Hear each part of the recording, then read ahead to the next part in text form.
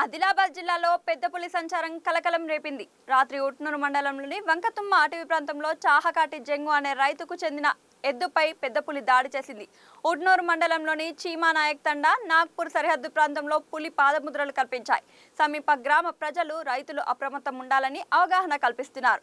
నాన్నూర్ లేదా జైనూర్ మండలంలోకి పెద్దపులి ప్రవేశించే అవకాశం ఉందని అధికారులు చెప్తున్నారు. అందరూ ఏంటిదంటే పత్తి చేనులకు పత్తి ఏరడానికి పోతున్నారు పబ్లిక్, కానీ 2 రోజులు మాత్రము పత్తి ఏరడానికి పోకండి.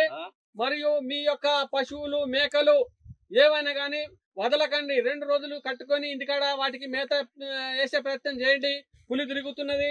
మళ్ళీ తర్వాత మీరు ఏమన్నా చేన్లలో కానీ అది సోలార్ కానీ ఏది పెట్టకండి. కరెంట్ బిరెంట్ కానీ ఏది అటువంటి పెట్టకండి. ఎందుకంటే అవి వాటితోని మళ్ళీ చాలా ప్రాణహాని ఉంటది. మళ్ళీ ఎందుకంటే ఇది ఏమైనా జరిగిందనుకో, పులికి ఏమైనా హాని జరిగిందనుకో చాలా కఠినమైన శిక్షలు ఉంటాయి.